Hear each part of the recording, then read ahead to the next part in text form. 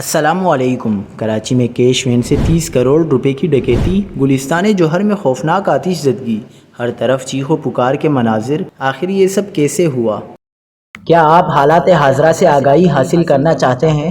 خبر کے پیچھے چھپے اصل حقائق جاننا چاہتے ہیں تو ابھی سبسکرائب کیجئے جلمل پاکستان کو اور ساتھ ہی گھنٹی کے نشان پر کلک کر دیں۔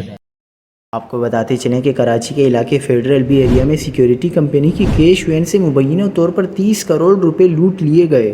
پولیس کے مطابق واردات انتہائی منصوبہ بندی کے تحت کی گئی۔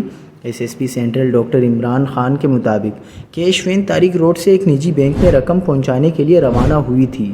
راستے میں رضوان پارک کے قریب عملہ چائے پینے کے لیے رکا تو اسی دوران 4 ملزمان موقع پر پہنچے اور کیش وین پر قبضہ کر لیا۔ ایس ایس پی سینٹرل کا کہنا ہے کہ ابتدائی شواہد سیکیورٹی کمپنی کے چیف کریو واجد کی ممکنہ شمولیت کی طرف اشارہ کرتے ہیں۔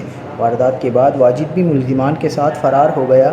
دوسری جانب گلستان جوہر بلاک 17 پرفیوم چوک کے قریب ریسٹورنٹ میں خوفناک آگ لگ گئی، جس کے باعث لوگوں میں خوف و ہراس پھیل گیا۔ تاہم ریسکیو 1122 کی جانب سے آگ پر قابو پا لیا گیا ہے۔